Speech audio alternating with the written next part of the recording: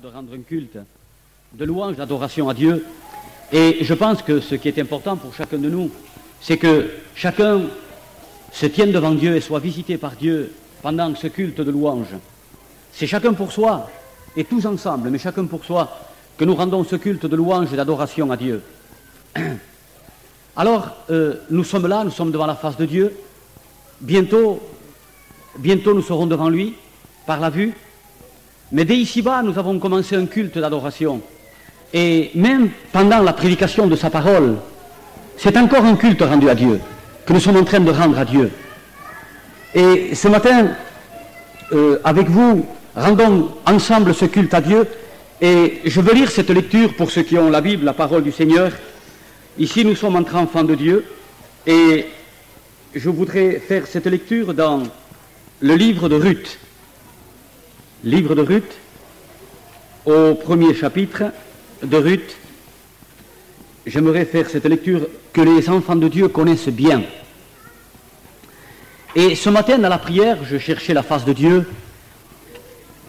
Bien sûr que des pensées, on peut en avoir, et parler de Dieu, c'est une chose qu'on peut faire. Mais avoir réellement la pensée de Dieu, pour nous, prédicateurs de l'Évangile, ça devient un poids. Parce que nous savons que si nous sommes à côté de ce que Dieu veut dire, la responsabilité tombe sur nos épaules. Bien sûr que pendant l'évangélisation, tout le thème tourne autour de la grâce de Dieu, la croix du calvaire. C'est juste après le livre des juges, puisque le livre de Ruth fait encore partie du livre des juges.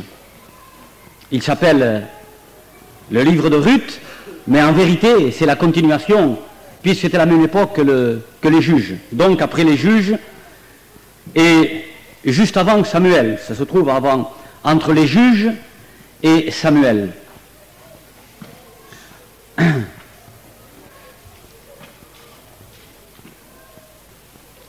Juste après, donc, le livre des juges, la fin du livre des juges, entre les juges et Samuel. Nous sommes en pleine émission, nous avons le temps pour que Dieu nous parle. Alléluia. Vous savez, je vais vous avouer une vérité ce matin, tant pis si elle est enregistrée, je me sens mal d'être si haut. Heureusement que la vérité n'est pas là, mais enfin, je me sens mal quand même.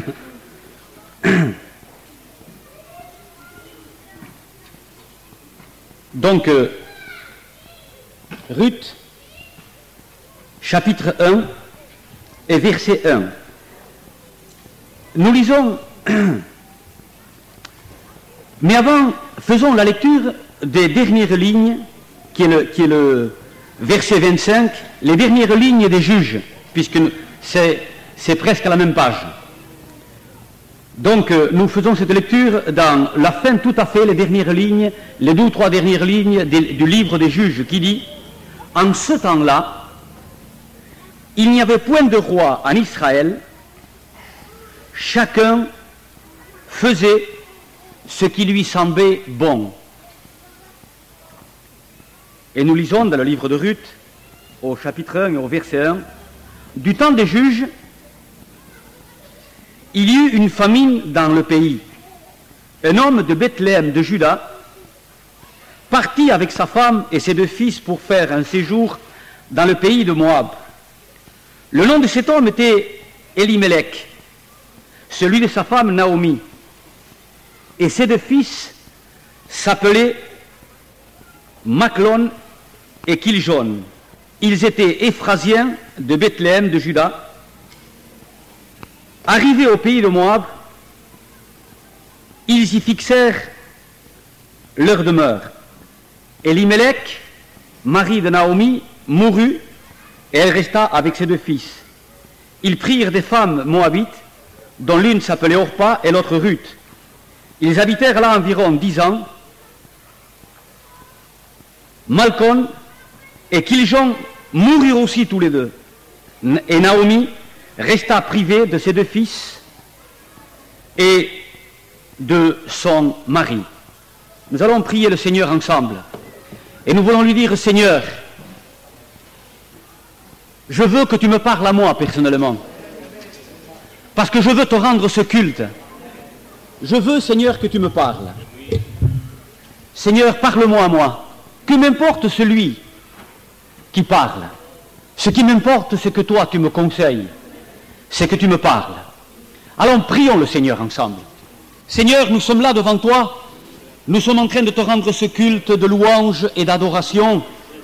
Et nous sommes heureux de te le rendre, Seigneur, parce que nous voulons regarder devant nous, pendant que nous sommes à ce culte, le lieu de ton amour, la preuve de ton amour, Golgotha.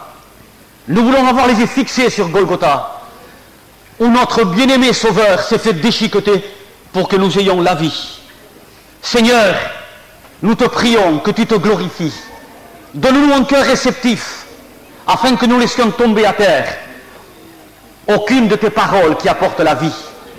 Seigneur, nous te le demandons dans le nom glorieux de Jésus, et pour la gloire et l'honneur de ton Saint-Nom. Seigneur Jésus, nous te prions d'être là avec nous. Notre Père qui es aux cieux, nous te demandons, Seigneur, que tu sois heureux ce matin. Que ça te fasse plaisir de voir l'état de notre cœur et que tu sois heureux de voir comment on écoute ta parole, comment on la voit, comment on la mange. Seigneur, tu as dit, ceux qui sont de Dieu écoutent la parole de Dieu. Ceux qui ne sont pas de Dieu ne l'écoutent pas. Ils sont distraits, ils sont ailleurs. Alors nous voulons être de Dieu et te rendre heureux ce matin, dans le nom glorieux de Jésus. Amen. Le verset et le chapitre que nous avons lu, c'est un des 10 chapitres et un des 8 ou 10 versets que les chrétiens évangéliques connaissent peut-être le mieux, avec Jean 3,16 et quelques-uns d'autres. Mais il y a dans cet enseignement que Dieu a voulu nous laisser, là et dans toute sa parole, des richesses pour les enfants de Dieu extraordinaires.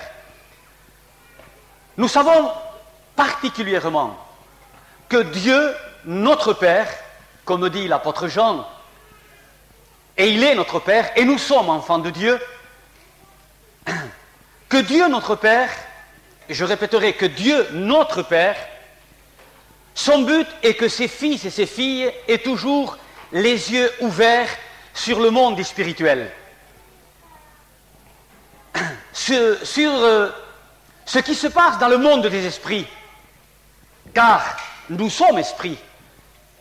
Et bientôt nous rentrerons dans le monde des esprits. Et en nous convertissant, nous sommes déjà rentrés dans le monde des esprits parce que Dieu est esprit. Alors il veut toujours qu'on ait les yeux ouverts sur la vérité et les yeux grands ouverts aussi sur le mensonge et sur l'erreur. Il y a de la place, mes amis, il y a de la place. On vous invite à venir écouter les paroles d'amour de notre Père. Donc, la volonté de Dieu, c'est que, nous l'avons encore écouté hier soir par un jeune prédicateur, c'est que nous ne soyons pas du tout aveugles, ni myopes, ni presbytes, mais que nos yeux soient réellement grands ouverts. Il ne veut que nous soyons frappés d'aucune cécité des yeux, c'est-à-dire où que nous voyons trouble. Quand Jésus a imposé les mains à un certain aveugle, et à un certain moment, l'aveugle lui a dit « Je vois comme des ombres, comme des arbres ». Mais Jésus ne s'est pas contenté de cela. Il fallait qu'il voie clairement tout ce qu'il voyait. Et la volonté de Dieu, du Christ, c'est justement qu'on voit clairement tous. Laissez pas courir les enfants, s'il vous plaît.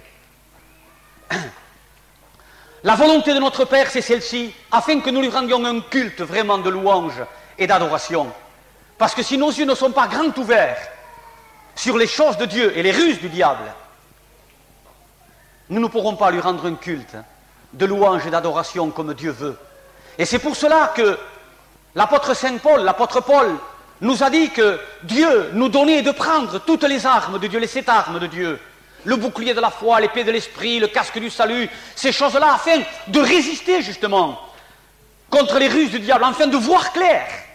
Parce que les ruses du diable, qu'est-ce que c'est? Nous aveugler, nous rendre myopes, afin qu'on voit trouble les choses.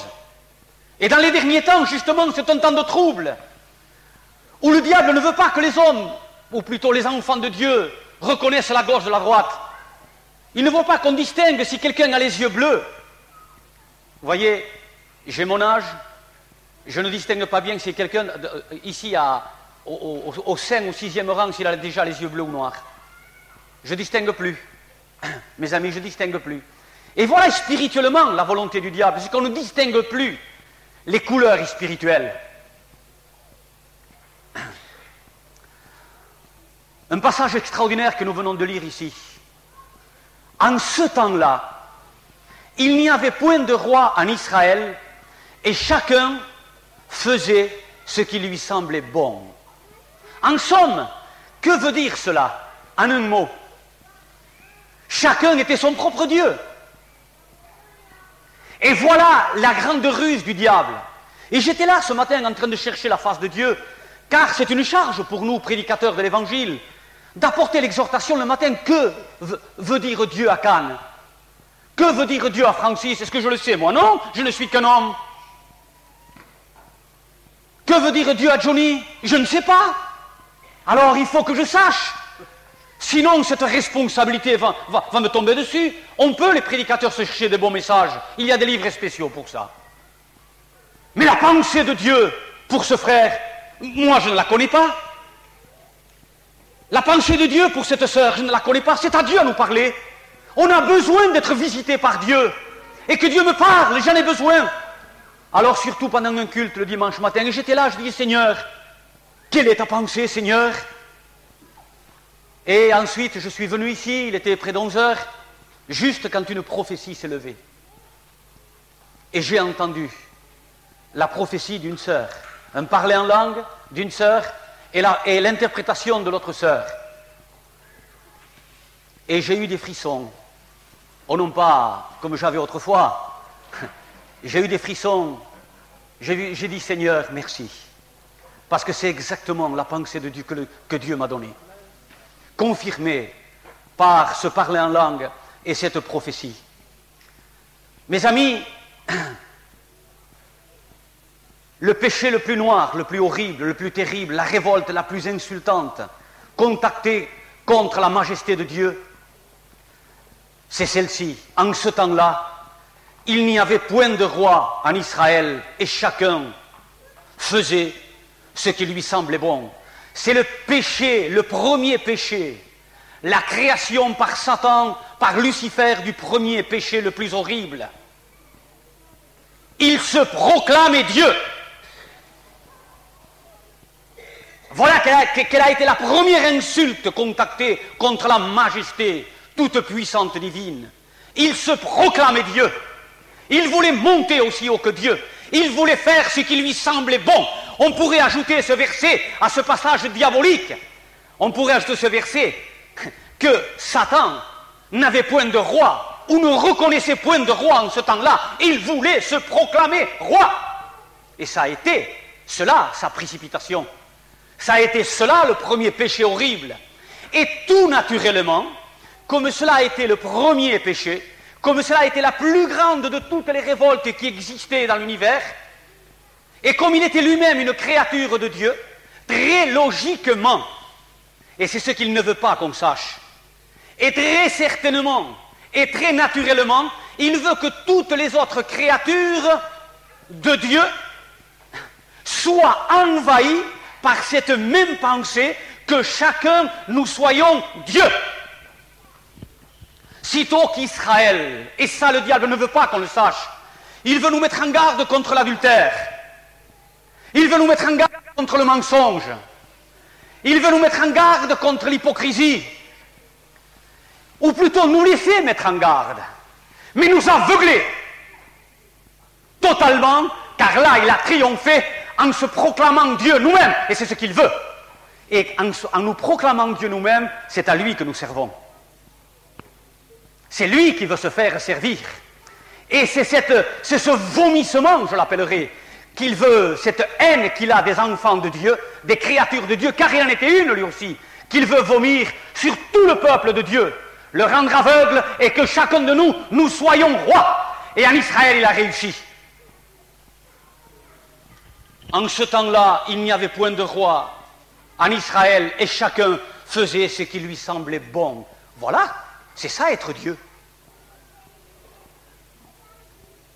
Qui est roi, disait Israël, disent les psaumes, si ce n'est l'Éternel. Eh bien, il n'y avait point de roi. En ce temps-là, il a réussi. La preuve, c'est qu'il habitait là, dans la plus belle des petites villes de Juda, dans la province de Juda, un petit village que nous connaissons tous, les enfants de Dieu, pas loin de Jérusalem, appelé Bethléem. Et là vivait un homme avec sa femme et ses 2 fils. Cet homme s'appelait Elimelech, nous venons de le dire. Et il nous est dit qu'une famine est venue dans toute la Judée. Une famine est arrivée sur Israël. Et qu'a fait cet homme-là? Il n'y avait point de roi en Israël. Et chacun faisait ce qui lui semblait bon. Ça ne voulait pas dire par là qu'il n'invoquait pas Dieu. Mais lui était Dieu. Ça ne voulait pas dire par là qu'Israël n'invoquait pas Dieu. Mais lui était Dieu. S'il n'avait pas été Dieu, il ne serait pas parti de Bethléem. Il y avait une famine, mais Bethléem veut dire maison du pain et de la louange. Il n'y avait point de roi en Israël. Son propre nom, Elimelech, veut dire Dieu est mon roi. Regardez le contraste, les puissances diaboliques, comment elles peuvent aveugler les enfants de Dieu. Et il est parti, et il lui est arrivé des grands malheurs. La prophétie que nous avons entendue tout à l'heure, mes amis,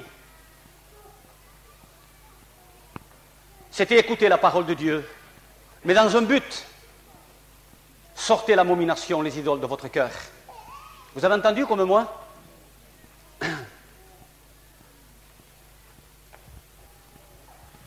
Et là, le piège le plus ténébreux, le plus horrible, c'est celui qu'il a commis. Et il a répandu sur le monde entier, et le monde entier lui obéit. Le monde entier a cette soif de dominer, cette soif de commander. Nous les voyons à tous les niveaux, se proclamant Dieu tous. Les partis politiques, non, mais ce n'est pas pour parler de politique, ni de royauté, ni de nation, mais c'est pour qu'on voit à quel point il a réussi dans le monde. Les partis politiques, mais s'ils avaient le droit de se tirer des coups de fusil, ils le feraient. J'ai entendu dernièrement, ce n'est pas pour critiquer qui que ce soit ici, absolument, ni faire de la polémique sur un tel parti, au contraire, nous parlons que de Dieu ici. Mais c'est pour dire, nous avons entendu, à la radio, ouvertement à la radio, et des millions de personnes sont arrosées par la radio, et écoute cela, que même Charles Pasqua, le ministre de l'Intérieur, fait des fausses cartes d'identité. Et dit par les grands de ce monde. Mais rendons-nous compte, avec quel puits, mais pourquoi? Parce que tous ont un besoin de dominer, un besoin d'être Dieu. Mais même, allons plus bas, dans les foyers, ça existe. Peut-être pas dans tous. C'est possible qu'il y ait des exceptions. Même dans les foyers, le mari veut commander, et il a raison. Il va avoir cette autorité, mais la femme, s'il vous plaît, je ne dis pas qu'elle veut commander, mais elle ne veut pas avoir tort. Mais non, mais ce vomissement est partout. Il est partout, mais pourquoi il y a des divorces? Mais pourquoi même il atteint des enfants de Dieu? Pourquoi, pensez-vous? Parce que Lucifer a voulu être, voici quel a été le premier péché, Dieu lui-même. Alors il veut que tous les hommes, toutes les femmes le servent en se proclamant Dieu eux-mêmes. Il n'y avait point de roi en Israël, et chacun faisait ce qui lui semblait bon. Ah, il nous laissera nous méfier, mes amis, nous méfier de l'adultère, nous méfier des péchés horribles, des péchés terribles qu'on voit, et qu'on va juger l'autre. Oh, il a des pensées d'adultère. Oh, et je suis d'accord avec eux.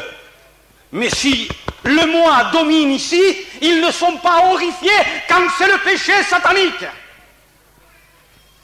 Sitôt qu'Israël est arrivé sur la montagne au pied du Sinaï, voici ce qu'ils ont entendu, comme le son d'une trompette, comme le murmure des chutes du Niagara.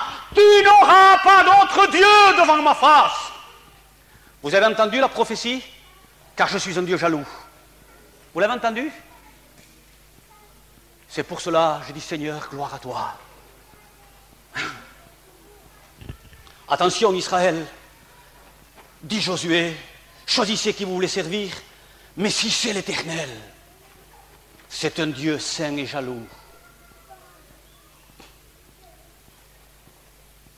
Il n'accepte pas d'autres dieux. Et le diable le sait, puisque ça a été son premier péché, puisque ça a été sa première précipitation, il le sait. Et comment il dit, tu me serviras, sers-moi, et je te donne tout, il dit à Jésus. Mais comment? Eh bien, non pas en l'acceptant à lui comme notre Dieu. Il est trop malin. Il a quelques années de plus vieux que moi, et que toi aussi. C'est un vieux de la vieille, on pourrait dire ici ce matin. Il sait que ça, jamais, même quand j'étais inconverti, et comme disaient les Benguis, les Benguis, il le sait. Mais comment je pouvais le servir? En m'adorant à moi, en faisant ce qu'il me plaît. Tu n'auras pas d'autre Dieu devant ma face.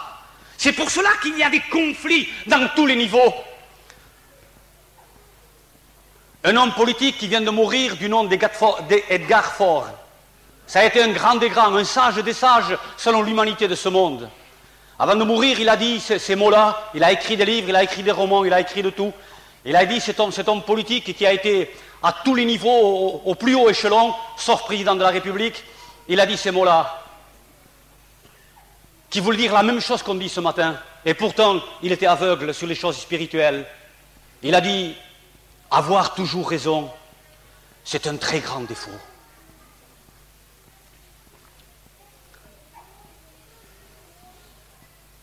Le moi, il se proclame Dieu, il est capable de prier, il est capable de prendre la Sainte Seine, mais quand il s'agit de faire ce qu'il me plaît, mes amis, tout cela est une autre histoire. Il se proclame Dieu lui-même, et dans les derniers temps, justement, pourquoi Dieu veut des messages comme cela? Ah, je veux obéir à mon Seigneur, parce que je sais qu'il n'accepte pas, qu'il n'y a pas de plus grand des commandements, tu n'auras pas d'autre Dieu devant ma face. Et le diable, pour le servir à lui, son plus grand des commandements, tu auras un autre Dieu. Il sait que c'est la plus grande désobéissance à Dieu, que c'est la plus grande des révoltes à Dieu, que c'est lui-même qui l'a créé, qui l'a pratiqué, qui l'a fait, qui l'a commis, qui l'a pratiqué. Alors il veut, comme c'est le plus grand de tous ses commandements à lui, et la plus grande insulte contre Dieu, que chacun de nous faisions ce qu'il nous plaît, comme il nous plaît. Et c'est pour cela, mes amis, qu'il est écrit dans un certain livre des Épîtres, il est écrit que la marque de l'Antichrist des derniers temps, ça sera la révolte. Les hommes seront fanfarons, orgueilleux, hautains, révoltés. La révolte des révoltes, c'est que chacun pense avoir raison. C'est que chacun veut faire ce qui lui plaît. Il y a là, mes amis, la doctrine. Et cet homme qui s'appelait Dieu est mon roi, dont le nom Elimelech veut dire Dieu est mon roi, cet homme-là, mes amis, eh bien, tout en invoquant le nom de Dieu, il était Dieu lui-même, puisqu'il est parti à Moab. Dieu nous appelle, mes amis, Dieu nous appelle ce matin à avoir la méfiance des méfiances, la révolte des révoltes, avoir l'amomination des abominations. À quelle est cette abomination? À ce que je n'ai pas d'autre Dieu devant la face de Dieu, à ce que je n'ai pas d'autre idole devant la face de Dieu. Car la révolte des révoltes, c'est celle-ci. Mes amis, avec Israël, il a réussi. Jésus dira aux pharisiens à eux-mêmes, il leur dira, vous avez pour père le diable. Vous vous servez vous-même. Vous ne rentrerez pas. Il priait, il jeûnait 2 fois la semaine. Il la dîme de tout le revenu. Mais ils se proclamaient Dieu eux-mêmes. Ils voulaient régner. Ils faisaient ce qui leur plaisait. Et il leur a dit, race de vipères. Et il dira un peu plus tard, ce n'est pas ceux qui disent Seigneur, Seigneur, ce n'est pas ceux-là qui rentreront dans le royaume de mon Père, c'est uniquement ceux qui l'ont à lui seul pour Dieu. Combien de fois nous trouvons dans l'Ancien Testament, combien de fois nous trouvons ce passage-là, Israël, je suis l'Éternel ton Dieu. Israël, je suis l'Éternel ton Dieu. Quelquefois, je me suis pris, non pas à m'amuser, mais je me suis pris à souligner les fois qu'il y avait, rien que dans le livre de Deutéronome, je suis l'Éternel ton Dieu, j'étais ébahi. Car toutes les 4 ou 5 lignes, souvent de fois nous trouvons « Je suis l'Éternel ton Dieu ». Vous croyez que Dieu aime se répéter sans arrêt? Vous croyez que Dieu est un jaco? Je demande pardon de ce que je dis. Vous croyez que Dieu aime dire n'importe quoi? Ah, mes amis, au contraire. Parce qu'à certaines époques, la parole de Dieu était rare. En ce temps-là, il nous est dit. Mais là, il répétera sans arrêt « Je suis l'Éternel ton Dieu. Je suis l'Éternel ton Dieu. Je suis l'Éternel ton Dieu. Tu n'auras pas d'autre Dieu devant ma face. Et tu ne les serviras point. Mon ami, tu n'as pas le droit de te servir. C'est là le malheur. C'est là la révolte contre Dieu. Parce qu'en nous servant nous-mêmes, nous servons le diable. Et en servant la parole de Dieu, nous servons Dieu. Et comment il est arrivé avec Israël? Comment, mes amis, il est arrivé? C'est important. Comment il est arrivé à triompher avec Israël? Ce peuple qui aimait Dieu, ce peuple qui avait vu, ou s'ils n'avaient pas vu, ils avaient entendu de bouche à oreille leur père leur parler des prodiges, des miracles, des merveilles que Dieu avait fait. Mais comment il est arrivé? Comment il est arrivé? Mes amis, ceci a été laissé, nous dit l'apôtre Paul, pour notre instruction. Il y en a qui peuvent écouter ici, et il y en a qui peuvent... La parole de Dieu peut passer à côté. Rends un culte à Dieu en disant « Parle-moi, Seigneur ». Comment Israël, comment le diable a réussi avec Israël? Eh bien, laisse-moi te le dire. Ce matin, comment il a réussi? Le diable, dans un but précis, dans une intelligence féroce, dans une sagesse immonde, a fait rentrer Israël dans une religion, dans une accoutume, dans une tradition. Il a fait rentrer Israël là. Il a détourné le cœur des Israélites doucement au fil des années, car il a le temps. Avec toi, mon frère, il peut mettre 5 ans, 10 ans, mais il est patient. Il est plus vieux que moi. Avec moi, il est patient. Avec Israël, il a été patient. Il a détourné le cœur d'un véritable culte personnel rendu à Dieu. C'est-à-dire à ce que Dieu le visite personnellement à lui. À ce qu'il y ait un contact, une communion entre lui et Dieu. Parce que le diable sait que tant que j'ai ce contact avec Dieu, tant que j'ai cette relation avec Dieu, tant que j'ai, moi, non pas ma femme, moi, et ma femme doit dire non pas mon mari, moi, alors c'est lui qui règne. Alors c'est lui qui me remplit de son amour. Parce que le but du diable, c'est que je diminue dans cet amour. Le but du diable, c'est premièrement, c'est que l'amour de Dieu me laissait le savoir, car le savoir, il reste toujours. Mais son but à lui, mais pour arriver à quoi? À que le moi, que je sois Dieu, à que le moi prenne le dessus. Où c'est le moi? Nous dit l'apôtre Paul, et ce qui marche selon le moi, c'est la mort. Il dit à l'épître aux Romains, et il explique bien, Alors, il sait comment il va arriver à que le moi reprenne le dessus. Il ne peut pas prendre le dessus, c'est bien au contraire, tant que Dieu le pied dessus. Et tant que Dieu me remplit de son amour, et il ne peut pas me remplir de son amour si je ne suis pas personnellement, moi, visité par lui. Si moi, je suis visité par Dieu dans une communion intime avec mon Dieu, et que ma femme, qui pourtant est toujours auprès de moi, elle l'a pas, elle, le moi, va la dominer, et moi, c'est le Saint-Esprit qui va me dominer, ou vice-versa, ou le contraire. Parce que le but du diable, c'est toujours que je me proclame Dieu comme lui. Que je fasse ce qu'il me plaît, comme il me plaît, quand il me plaît. Que je dise ce que je veux, comme je veux. Le péché des péchés, l'origine même, dans la nuit des temps du péché, c'est celle-ci. On se proclame Dieu. Alors, il a un but précis, que l'amour de Dieu, parce que le péché se sera accru, dit Jésus, l'amour du plus grand nombre se refroidira, mais c'est lui qui persévérera jusqu'à la fin sera sauvé. Jésus dira, je connais tes œuvres, je sais qu'elles sont plus grandes que les premières, tes œuvres, je sais que tu travailles encore plus, que tu haïs, comme moi, les œuvres des Nicolaïtes, que tu haïs ceci, que tu fais cela, je connais, j'ai des yeux comme des flammes de feu, je connais ces choses, mais ce que j'ai contre toi. Oh. Vous voulez un exemple? Je vais vous en donner un. Eh bien, j'ai la prétention d'aimer mes enfants autant que vous tous. Peut-être pas plus, mais autant, oui.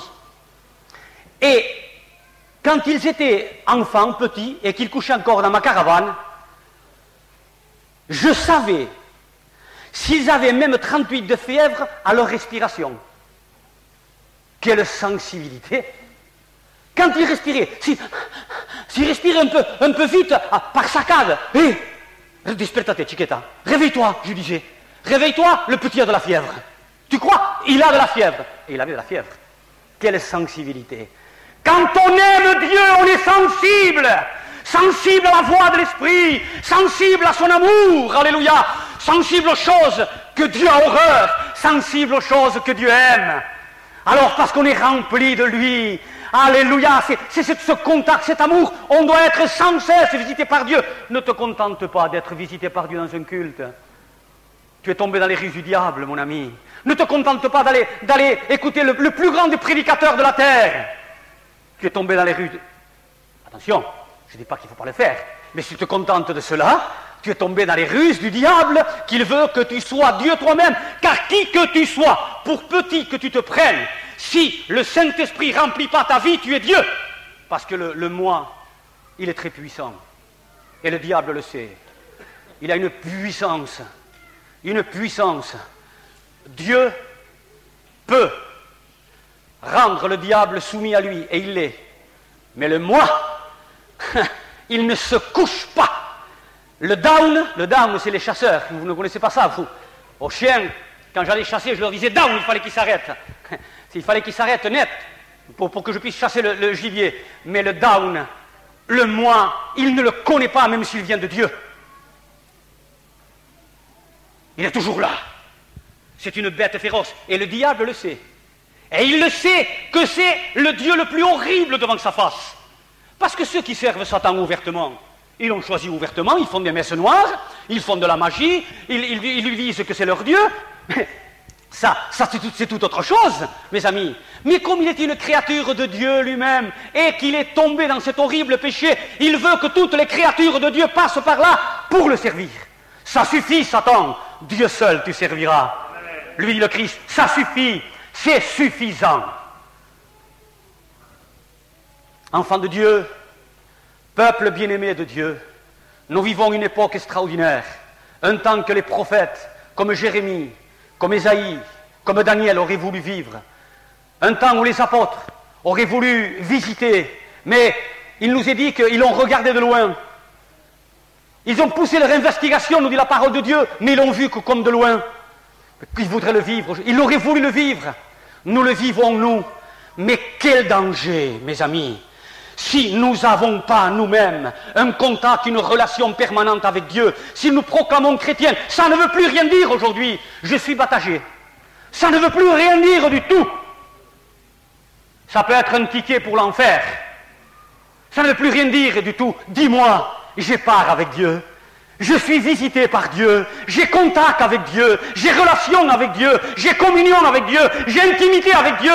Dieu est mon souverain, Dieu est mon maître, Dieu est mon Seigneur, Dieu est ma vie. Dis-moi cela et que je te dise cela. Et tu le verras si tu me vois vivre tous les jours. Et moi je le verrai si je te vois vivre tous les jours. Je te verrai. Parce que même dans tes prières, Seigneur, je te loue, disait le pharisien en levant les mains, et je te rends gloire. Seigneur, rends de vitesse. Vous ne dans le royaume des cieux. Mais pourtant, qu'est-ce que tu dis? Qu'est-ce que tu dis, Seigneur? 2 fois la semaine, je jeûne. Qui jeûne ici 2 fois la semaine? Je jeûne la dîme de tous mes revenus. Vous ne rentrerez pas. Et à cause de votre témoignage, vous empêchez les autres d'y rentrer. Il n'a pas dit à cause de votre témoignage, mais nous pouvons nous préfigurer que c'est ces choses-là. Mes amis, Dieu nous appelle dans ces derniers jours à ce que nous nous envahissions de l'amour de Dieu pour pouvoir lutter et détruire le moi, cette idole, comme a dit une sœur dans sa prophétie, cette abomination. Ôtez les abominations de votre cœur, nous avons écouté. Ôtez les idoles de votre cœur. Et je suis un Dieu jaloux. Je reviens au milieu d'un peuple, car je suis un Dieu jaloux. Mes amis, le Dieu souverain, grand créateur de l'univers, a eu un imitateur. Et cet imitateur nous détourne, non pas en se faisant directement adorer, mais indirectement par le moi, c'est lui qui se fait adorer. Tu n'adoreras qu'un seul Dieu. Pourquoi viennent les révoltes dans les cœurs? Pourquoi viennent les aigreurs dans les cœurs? Pourquoi ces choses-là viennent? c'est parce que ce Dieu, moi, est en train de prendre la place de Dieu. Et ce Dieu, moi, lui dit à Dieu, tu es mon Dieu. Quel menteur! Car le Dieu du moi, c'est Satan lui-même. Quel horrible menteur! Puisque je me proclame Dieu, tu n'auras pas d'autre Dieu devant ma face. La volonté du diable, c'est nous aveugler. C'est que, oui, qu'on entende parler qu'il ne faut pas commettre l'adultère, qu'il ne faut pas vendre, qu'il ne faut pas mentir pour vendre des tapis ou des draps ou des torchons ou des serviettes, qu'il ne faut pas frapper son voisin à coup de poing ou à coup de pied ou à coup de fusil. Mais il te laissera te proclamer Dieu, avoir toujours raison. Parce que c'est le péché le plus horrible, le plus abominable qui est. Mon ami, si tu sais que tu as menti en vendant un tapis ou une paire de draps, au retour tu dis, Seigneur, qu'est-ce que j'ai fait? Je te demande pardon. Parce que la crainte envahit ton cœur. Mais si tu es proclamé Dieu toi-même et tu ne le vois pas, tu as commis le plus large, le plus spacieux, le plus horrible des péchés, et tu as dit, encore à Dieu, c'est moi qui ai raison. Quand c'est l'insulte des insultes, contactée et fomentée par cet adversaire qui est le diable contre Dieu. Mes amis, voici ce que je tiens à dire de la part de Dieu ce matin, c'est que dans les derniers jours, cette marque de l'Antichrist, cette marque de la bête est en train de se propager et l'adversaire veut la mettre de plus en plus, cette griffe, cette marque de la bête, veut la mettre chez tous les chrétiens, chez les prédicateurs, chez les serviteurs, chez les frères, chez les sœurs. Il veut la mettre puissamment pour que chacun se proclame Dieu lui-même et soit révolté contre Dieu. Mais voici maintenant, dans les derniers jours, il est dit aussi, je répandrai de mon esprit sur toute chair. Dieu a dit cela aussi pour préserver, pour garder son Église. Pour, comme au temps de Jérémie, avertir son peuple. Léchez les jolies prédications. Il n'y en a qu'une, mes amis, une seule, être visité par Dieu. Non pas ma compagne, merci Seigneur si tu la visites, merci Seigneur, parce que la visitation de Dieu apporte la vie, parce que la visitation de Dieu détruit toute idole, tout moi, tout Dieu. La visitation de Dieu détruit le mal. La visitation de Dieu détruit même l'amour de l'argent. Car le moi est un, je m'excuse de l'expression, même ça va être enregistré, tant pis, est un pourri. Il va même te faire gaver d'argent tout en disant tu n'as pas l'amour de l'argent. Et si tu as 20 millions, tu en voudras 30. Quand tu arriveras à 30, tu en voudras 40. Et s'il faut travailler du matin au soir, tu le feras. Et oh mais j'étais à une convention, je me suis régalé. Regardez quoi? Le moi t'a apporté à voir cet amour de l'argent. Quand le Seigneur a dit, n'amasse pas des trésors, amasse-toi un trésor dans les cieux. Alors le moi, qui est Dieu? À ce moment-là, qui? Je vous le demande, soyez honnêtes devant Dieu, qui est Dieu? Le moi ou Dieu? Les points de roi en Israël. Et chacun faisait ce qui lui semblait bon. Ou c'est au moi que ça me semble bon, ou c'est à toi, Seigneur. Alléluia. Je ne dis pas qu'il ne faut pas aller travailler. Tu gagneras ton pain là sur ton front. Je ne veux pas être déséquilibré, ni vous déséquilibrer, mes amis. Absolument pas. Je veux dire par là, regardez où peut nous porter, moi, ce Dieu qui est moi. Avoir 5 millions, j'en veux 10. Mais pourquoi? Quand je l'ai dit, j'en veux 20. Mais pourquoi? Pour qui? Quand j'en ai 40, j'en veux 100. Il faut travailler, ne mange pas sinon. Mais je veux faire uniquement comprendre ce matin où me porte le moi. Où? Tu n'auras pas de Dieu, dit Jésus. Ou tu haïras l'un. Mais c'est lui Dieu. Oui, ta parole, la vérité. Dites-le déjà dans votre cœur. Oui, toi, tu dis la vérité. Moi, le moi, il ment. Il veut me tromper. Il est rusé. Seigneur, je veux me revêtir de toutes tes armes, Seigneur. Du bouclier de la foi, de l'épée de l'esprit. Mais pourquoi la Bible nous dit de nous revêtir de cela? Il sait, mon frère, il sait, mon frère, le danger qui te court, le danger qui me guette de tomber dans les ruses du diable, de peur de tomber dans les ruses du diable. Il sait le danger qui nous guette. Alors, enfants de Dieu, peuple de Dieu, l'amour de Dieu, ce matin nous appelle. Il nous appelle à remplir de son amour et à dire, mon fils, ma fille, je t'aime. Regarde Golgotha, je t'aime. Le diable encore veut te tromper en créant un autre idole dans ta vie, afin que tu lui obéisses à cette idole, afin que tu obéisses à ce moi, que tu ne vois pas, que tu es aveugle. Enfant de Dieu, Dieu nous appelle ce matin à que nos yeux soient ouverts, à nous tourner vers Dieu et dire, Seigneur, Seigneur, me voici. Je veux de nouveau me reconsacrer à toi. Je veux de nouveau, Seigneur, avoir cette communion avec toi, cette intimité avec toi, non pas rendre grâce à table, Seigneur, ou à la Sainte Seine. Non pas rendre grâce quand je vais me coucher, Seigneur, ou de temps en temps avoir quelques minutes de prière avec ma femme ou avec un frère. Non, Seigneur, je veux m'enfermer, Jésus, comme tu m'as dit dans ma chambre. Et le Père qui me voit dans le secret, il est là avec moi. Il aime que je m'enferme avec lui. Il aime, oh non pas dans une chambre, il a voulu dire, mais que je m'enferme avec lui, dans l'esprit, et que je pars avec lui, que j'ai contact avec lui, intimité avec lui, et qu'il y ait cette relation entre moi et Dieu. Laissez tomber les étiquettes, Philadelphie, Vie et Lumière, Pentecôte, ça ne veut rien dire, mes amis, c'est faux. Ce qui est important, une seule chose, être visité par Dieu, avoir ce contact avec Dieu, cette visite de Dieu, être visité de Dieu, car je t'en supplie au nom de Jésus. Ne te contente pas même de venir à un culte, où que ce soit, ni ici, non, mon ami, tu seras perdu après. Non, cette relation, cette intimité, ce contact avec Dieu, il faut que Dieu me visite. Il faut que Dieu me visite, alléluia. Dieu n'a jamais refusé de visiter quelqu'un qui lui demande, mon frère, jamais. Ni cette femme cananéenne. Elle était syro-phénicienne, cette femme. Et elle vient auprès de Jésus lui dire, Seigneur, ma fille est lunatique, ma fille est malade. Il n'est pas bon que je donne des choses, du pain aux chiens, il n'est pas bon. Je me rassasierai, Seigneur, même ce qui tombe de la table. Elle a insisté. En somme, visite-moi. Et à travers moi, visite ma fille, visite-moi. Qu'il se l'a fait selon ta foi, ma fille. Pourtant, à une païenne qui vivait dans le péché, mais qui avait reconnu le Christ, alléluia. Fils de David, aie pitié de moi, tais-toi. Quelqu'un avait besoin de lui, voulait être visité par lui. Ah, ne vous contentez de rien du tout, dites-le, criez à Dieu. Le diable te dira, tais-toi, tais-toi, tu vas au culte. Tu loues pendant le culte, tais-toi, ça suffit. Non, je vais être visité tout seul par Dieu. Je veux la visite de Dieu dans ma vie. Alléluia, je la veux. Je me contente de rien du tout que de toi. Seigneur, tu es ma vie. Il veut nous aveugler pour nous conduire avec lui dans un endroit terrible, de pourriture, de tourment, de douleur, de souffrance. Dieu nous a préparé son royaume, alléluia. Et il nous appelle à lui, il nous appelle, il nous appelle, il nous appelle, il nous dit, regarde la Jérusalem céleste, elle est pour toi. Mais quitte cela, alors je serai pour toi un père, et tu seras pour moi un fils. Quitte cela, alors tu seras pour moi une fille, et je serai pour toi un père, parce que je t'aime, parce que je t'aime, parce que je t'aime. C'est pas vrai. Personne ne t'aime comme moi je t'aime, te dit Dieu.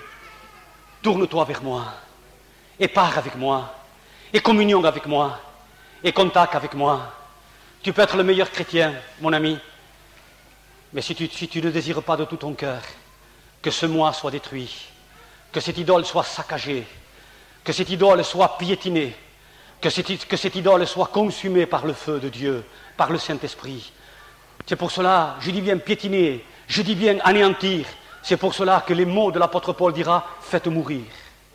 Il ne dira pas « blessez-le », faites-le mourir. La parole de Dieu là, c'est elle qui est Dieu. Au commencement était la parole, et la parole était avec Dieu, et la parole est Dieu.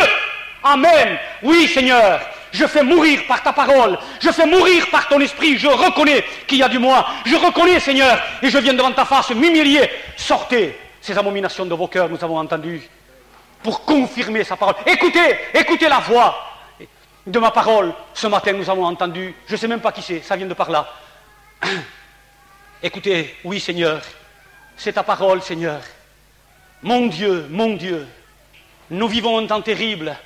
Mon Dieu, je veux avoir part avec toi. Je veux être Seigneur Dieu de ma vie, comme Marie. Là à tes pieds, Seigneur.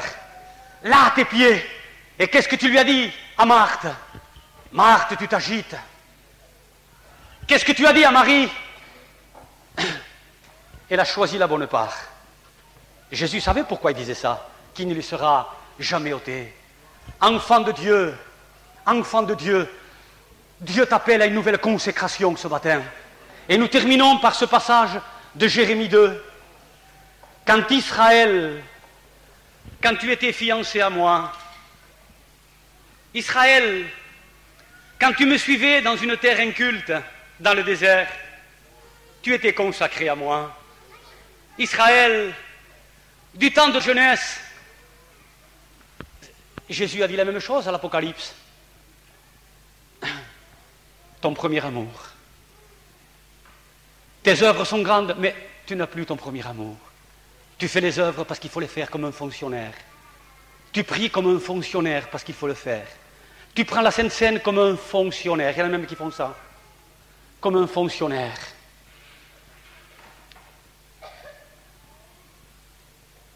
Israël,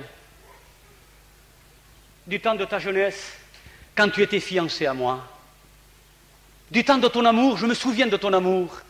C'est un cri, presque, vous lirez le chapitre 2 de Jérémie, presque un cri je dirais de tristesse plus que ça, je dirais même l'angoisse du cœur de Dieu.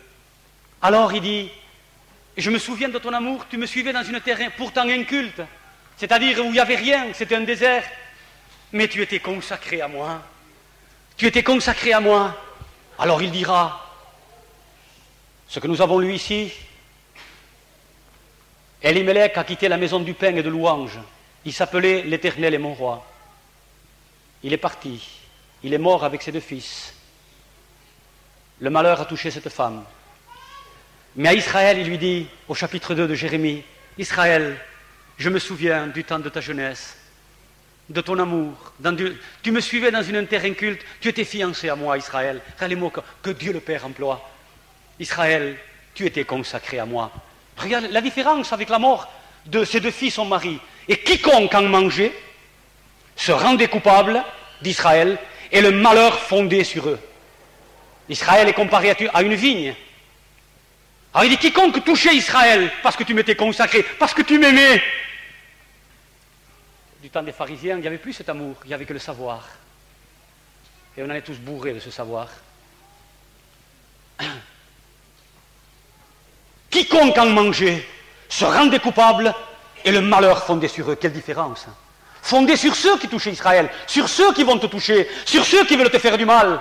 Regardez le revers de la médaille. Quand on est consacré à Dieu, quand on aime Dieu, quand on a part avec Dieu, quand il y a cette intimité entre moi et le trône de Dieu. Et je termine par encore ce verset. Il est dit que du trône de Dieu sort une source, un fleuve, mais du trône de Dieu, du milieu du trône. Et partout où passe cette eau, elle apporte la vie. Ça veut dire par là que c'est au trône que la vie de Dieu coule. Elle coule du trône de Dieu. Je veux être au trône de Dieu, non pas que monsieur le curé. C'est moi la Rachaï ici. Non pas que monsieur le curé dise la messe, mais c'est moi qui suis devant le trône de Dieu tout seul. Et je bois de cette eau, je m'enivre de cette eau. Non, lui dit l'ange à Ézéchiel, non jusqu'à la cheville, non jusqu'au genou, non jusqu'à la taille, non jusqu'au rein. Tout entier, plonge-toi dans le ruisseau de l'amour de Dieu. Plonge-toi dans le ruisseau de l'amour de Dieu. De l'amour de Dieu. Ça bannit, ça chasse, ça détruit toutes les pourritures du moi et tous les moustiques empoisonnés du sida que le diable veut mettre dans nos cœurs. Alléluia. Dis-lui, Seigneur, ce matin, c'est une nouvelle consécration avec toi. Je prends une décision, Seigneur, de me revêtir de toutes les armes de Dieu. De cette arme de Dieu ce matin, avec ton aide toute puissante. Enfant de Dieu, Jésus est mort à la croix du Calvaire pour que nous puissions nous revêtir de ces armes. Israël ne pouvait pas, parce que Jésus-Christ n'était pas mort pour leurs péchés. Il n'y avait qu'un agneau qui faisait un animal. Pour nous, c'est le Fils de Dieu qui est mort à la croix du Calvaire. Et il ne s'est pas contenté de mourir. Il est venu habiter en nous pour nous apporter la victoire, pour nous apporter le triomphe, pour nous apporter la délivrance, pour nous apporter l'amour, pour nous apporter la paix, pour nous apporter la joie, pour nous apporter le triomphe. Il a fait de nous le temple du Dieu très haut. Alléluia! Nous le glorifions. Ma maison sera appelée une maison de prière. Alléluia! Une maison de Dieu, pas du moi.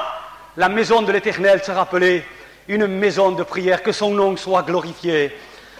Eh bien, mes amis, nous allons nous consacrer à Dieu ce matin. Ceux qui sont sincères et que Dieu leur a parlé, soit à travers la prophétie ou à travers sa parole, puisqu'il était conforme à 100% avec la parole. Il va y avoir une nouvelle consécration. Et dire, Seigneur, je vais être de nouveau l'Israël qui te suivait dans le désert. Pourtant, c'était une terre inculte. Tu m'en as trop donné, Seigneur. Je suis trop dans un bon lit, dans une bonne caravane. Quand je veux manger du poisson, c'est du poisson, de la viande, c'est de la viande. Quand je veux manger des canards rôtis, du confit, du foie gras, Seigneur, je peux. Seigneur, mais même dans le désert, Seigneur, dans une terre inculte, je vis une nouvelle consécration avec Dieu. Nous avons entendu ces derniers mots, Jésus revient. Il revient, amen. Amen, il revient. Il y en a qui lui diront, Seigneur, n'avons-nous pas enseigné dans les rues? N'avons-nous pas fait beaucoup de miracles? Je ne vous connais pas. Non, mes amis, Dieu va reconnaître ceux qui ont voulu se remplir de son amour. Ceux qui ont voulu une consécration. Israël, je me rappelle, quand tu me suivais dans le désert, dans une terre inculte, tu m'aimais, Israël. Tu étais consacré à moi. Israël, quiconque te touchait ou quiconque en mangeait, le malheur fondait sur eux. Prions le Seigneur. Nous allons garder prosterné devant son trône, la même où les sources d'eau de Dieu descendent. C'est devant son trône qu'elles descendent. Il est un fleuve coulant du cœur de Dieu. C'est un grand fleuve d'un amour merveilleux. Et le cantique dit, je veux y boire. Son amour me remplit, mais c'est devant le trône de Dieu qu'il est. Et Jésus a dit, celui qui a soif, qu'il vienne et qu'il boive. Il a bien dit qu'il vienne. Il n'a pas dit, je viendrai à toi. Il a dit qu'il vienne. Celui qui a soif de consécration, celui qui a soif de communion, celui qui a soif de détruire cet être pourri et nuisible et diabolique qu'est le moi, ce Dieu qui contrarie tous les desseins de Dieu. Eh bien, mes amis, nous allons nous consacrer à Dieu. Nous gardons le silence devant Dieu pour que ce soit quelque chose de positif, non pas un moment de sentiment parce que nous avons entendu quelque chose qui nous plaît ou qui est vrai même. Me dire, Seigneur, je veux une nouvelle consécration avec toi. Je veux te suivre même dans une terre inculte. Seigneur Jésus, tu as donné ta vie pour que je puisse te suivre. Et tu as dit que celui qui te suit ne marchera plus dans les ténèbres, mais il aura la lumière de la vie. Celui qui dit qu'il le connaît, dit l'apôtre Jean, doit marcher lui-même comme Jésus a marché. Une nouvelle consécration. Et Jésus, sa vie, ça a été une vie de communion, de contact, d'intimité avec le Père. Une vie personnelle. Il laissait les apôtres au lit le matin, et à l'aube, il se mettait à genoux sur la montagne. Celui qui dit qu'il le connaît, dit l'apôtre Jean, il doit lui-même marcher comme Jésus marchait. Ceux qui ont soif d'une nouvelle consécration avec Dieu, d'une nouvelle vie avec Dieu, mes amis, nous sommes là devant sa face. Nous sommes là devant lui. Il n'y a plus personne ici. Même s'il y avait le Dieu Moïse, qui était un Dieu pour Jean, pour Jacques, à la montagne de la transfiguration, pour Jean, Jacques et Pierre, c'était leur Dieu, un peu leur Dieu, Moïse, et Élie, car ils étaient de la religion judaïque eux-mêmes, mais quand ils ont ouvert les yeux, il n'y avait que Jésus seul, quel que soit le Dieu que nous ayons, quel qu'il soit, nous voulons dire, toi seul Jésus, toi seul dans notre vie. Je veux cette vie de consécration, je la veux Seigneur. Ceux qui ont choisi une nouvelle vie de consécration avec Dieu, je vous demande au nom de Jésus, non pas par un moment de sentiment, car il n'ira pas loin, non, c'est encore un effet du moi.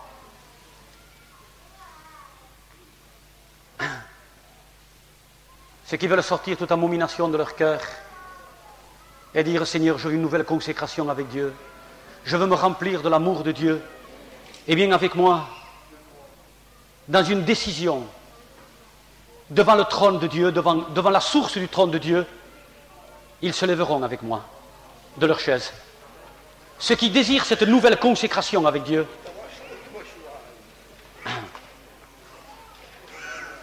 ne dis pas pourquoi il arrivait des pépins chez toi, c'est parce qu'il y avait le moi. Ne dis pas pourquoi tu t'es aigri, pourquoi tu t'es énervé, pourquoi tu étais angoissé, pourquoi il y avait des choses qui n'allaient pas. Pourquoi tu te disputais, même dans ton foyer. C'est parce que cette bête du moi y était. Parce que quand Jésus règne dans les deux cœurs du foyer, que peut-il y avoir? Il n'apporte que la paix, la tranquillité, l'amour, la confiance, la joie, le bonheur. Il ne peut porter autre chose. Mais, mes amis, la décision doit venir de nous. Lui, il a tout fait pour nous rendre victorieux. Seigneur, ce qui veut dire, je veux une nouvelle consécration avec toi. Je veux être Israël quand il te suivait dans le désert. Seigneur, je veux non pas revenir au premier amour, mais le doubler de loin. Je veux que ce premier amour que j'avais reçu, Seigneur, à ma conversion, augmente par des milliards. Parce que je veux aller le chercher, cet amour. Il se trouve quelque part, mes amis, il se trouve devant le trône de Dieu, seul enfermé avec lui. Il ne se trouve que là. Ailleurs se trouve le moi avec le diable. Cet amour se trouve que là, il faut aller le chercher là, au trône de Dieu, tout seul. Tout seul. Il sait de quoi j'ai besoin, me dit Jésus. Il sait de quoi j'ai besoin. Il sait que j'ai besoin de me remplir de son amour. Alors c'est là, devant son trône, et il sort le fleuve et je m'en inonde. Nous levons les mains à Dieu. Et Seigneur, je viens au trône. Je viens devant le trône de Dieu. Tu m'as montré, mon Seigneur et mon Dieu, que je pouvais adorer autre chose que toi sans que je me rende compte. Tu m'as montré que je pouvais juger un adultère, que je pouvais juger un menteur, que je pouvais juger un hypocrite, que je pouvais juger un fraudeur. Mais Seigneur, j'étais aveuglé quant à l'état de mon cœur. Et tu as dit, tu ne serviras que Dieu seul. Je reconnais que je me suis servi aussi. Et on ne peut pas voir deux maîtres à la fois. Où on haïra l'un et on aimera l'autre. Tu l'as dit, Jésus. Je dis que c'est vrai. Je dis que tu as raison. Et que moi est un menteur. Seigneur Jésus, je suis là les mains levées devant toi. Je suis là devant ton trône. Pardon, Seigneur. Pardon, Seigneur, que le sang de Jésus ce matin m'inonde. Pardon pour mon manque de consécration. Pour mon manque d'intimité. J'avais le temps pour travailler. J'avais le temps, Seigneur, pour manger. J'avais le temps pour dormir. Mais combien peu de temps j'avais pour venir au trône de la grâce. Tu m'as montré qui je servais. Tu me l'as montré, Seigneur. Pardon, Seigneur. Je te demande pardon, Seigneur. Je te demande pardon, Seigneur. C'est vrai que je me suis servi. Puisque j'ai servi le travail. Puisque j'ai servi dormir. Puisque j'ai servi manger. Et que je t'ai consacré très peu de temps à toi.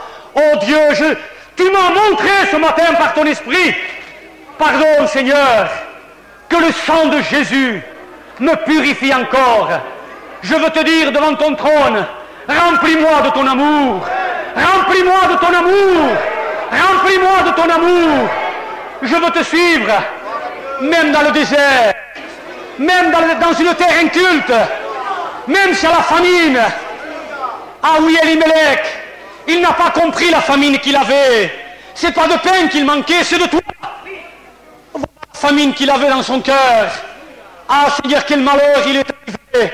Mais tu as dit que je te suis consacré. Malheur à qui me touchera, à qui touchera mes enfants. Seigneur, Seigneur, remplis-moi de ton amour. Remplis-moi de ton amour. Je viens le chercher devant le trône. Remplis-moi, renverse-le-moi, renverse-le, renverse-le. Je le fais mourir par ton esprit. Cette bête nuisible, je la fais mourir, dis-lui. Je la tue par ton esprit. Je la fais mourir, comme dit ta parole, par ton esprit. Au nom de Jésus, meurs-moi. Père, je me remplis de ton amour. Je me remplis de toi. Jésus, ta parole dit que je peux tout par celui qui me fortifie. Ta parole dit que je suis plus que vainqueur par celui qui